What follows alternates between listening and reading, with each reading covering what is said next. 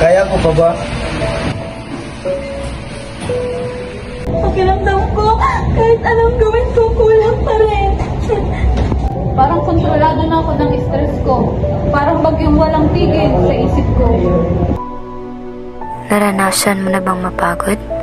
Yung pakiramdam na parang hindi mo na kaya?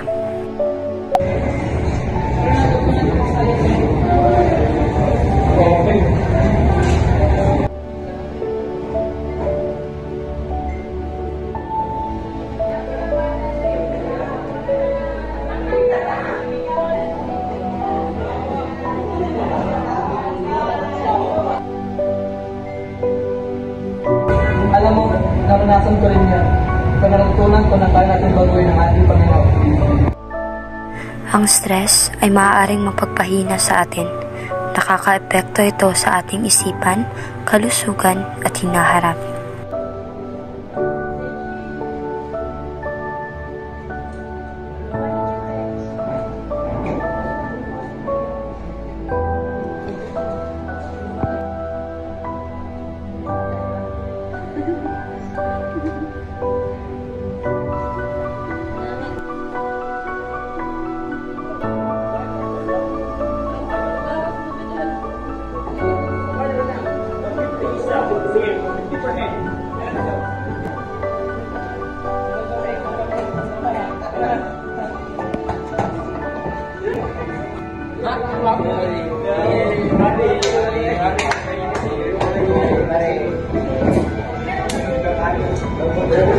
Sinimulan kong mag-focus sa pahinga at naramdaman kong gumaan ang pakiramdam ko.